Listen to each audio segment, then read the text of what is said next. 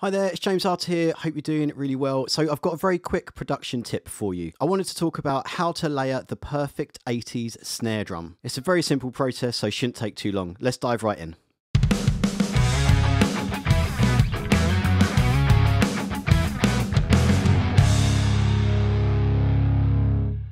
Before we get started, if you really like the video, then hit the like. If you want to subscribe to more, hit subscribe and the notification bell, and I'll let you know of upcoming videos. Also, if you want some free stuff, sign up to main list below. Okay, so firstly, let's have a quick listen to the mix. Let's have a listen to that 80s snare and just try and hear exactly what makes up the parts to it. This is a song that I recorded with a long-term client and good friend of mine called Cochran. I'll leave all the details below so you can go and check him out, but this is just a little bit of a flavour of it.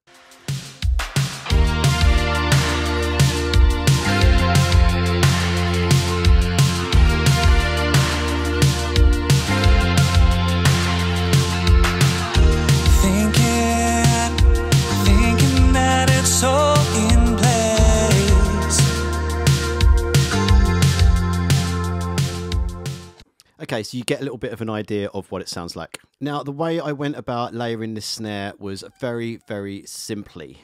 There are so many different snare samples around, and I've got a colossal amount in my library, but there wasn't any one snare which was just hitting the spot on its own. There wasn't just one sample that was doing it. And I often find that the best way to really get the sound that you want is to combine a couple of samples, sometimes more if you need to. But to break down the sound of the 80s snare very simply, the main thing you need is the thud, the meat of the snare, usually quite short and gated if you want that, and then also the high end, the tss. That gives it that bright, airy sound that the 80s were just so well known for. So I'll show you the sound on its own.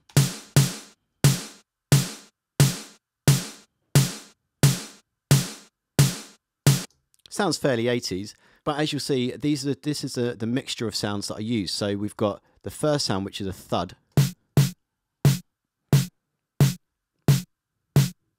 It could almost sound enough on its own, but it still doesn't quite have the high end there. And although a little bit of EQ would help, it doesn't quite hit the spot. So I added this other sound. We'll listen to that just on its own, which is just some high end, just a tss.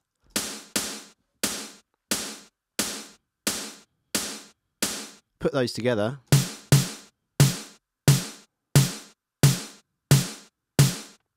And right away, you're much more in a ballpark of an 80s sounding snare drum. And then when it comes to fitting it in the mix, that's where you can add a little bit of reverb. Of course, the 80s loved their reverb. Now, you don't necessarily need loads on this because that second sample that I added, the tss, is essentially adding the sustain to the snare. So depending on how far you want to go, or depending on what works for your mix, this is where you'll choose the amount of reverb to add. So I would usually choose to add either a short plate sound or maybe a fairly short hall, but definitely something that adds a little bit of brightness, because all you want to do is just give it a little bit more air around it. So let's try it. Let's try this one. This is like a more of a hall reverb.